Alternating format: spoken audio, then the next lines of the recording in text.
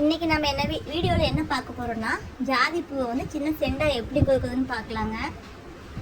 ஜாதி பூவோட சைஸ் பொறுத்து 2 பூ 1 பூ அந்த மாதிரி உங்களுக்கு எப்படி வேணுமோ அப்படி வச்சு கோர்த்துக்கலாம். சின்ன ஒரு பின்னூசி வச்சு கோர்த்து வைக்கிறோம் அப்படின்னா இந்த செண்டு வந்து பார்க்கறக்கு அவ்வளோ அழகாக இருக்குங்க.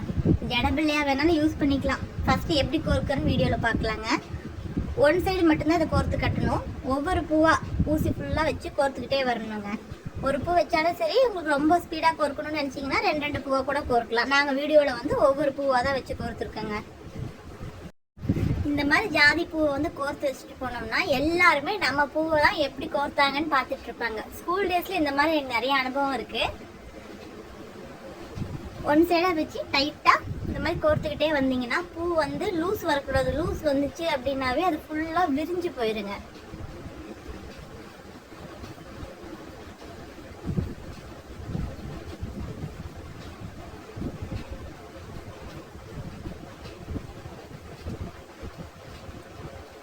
நூலை பிடிச்சி இழுக்கும் போதும் பூவை கொஞ்சம் கூட லூஸ் விடாமல் நல்லா டைட்டாக பிடிச்சி நூலோட எண்டு வரைக்கும் கொண்டுட்டு போய் வச்சுக்கணும்.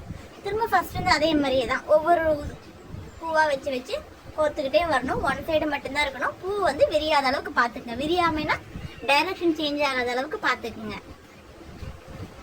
இப்போ பார்த்தீங்கன்னா எல்லா பூவையுமே நம்ம கோர்த்து முடிச்சிட்டோம். ரொம்ப பெரிய செண்டாக கோர்த்திங்கன்னா அவ்வளோ அழகாக வராது பார்க்குறக்கு. சின்ன செண்டாக இருந்தால் மட்டும்தான் நம்ம பின்னூசியில் கோர்த்து வைக்கிறோம், ஒரு பின் பண்ணி வைக்கிறோம் அப்படின்னாலும் சின்ன பிள்ளை மாதிரி நல்லா அழகாக வருங்க. நெருக்கமாகவும் இருக்கும்.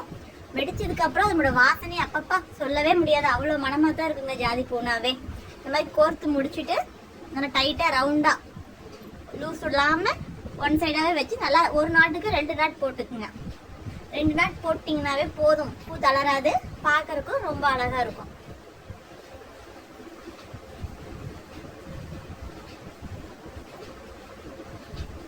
இப்போ பார்த்தீங்களா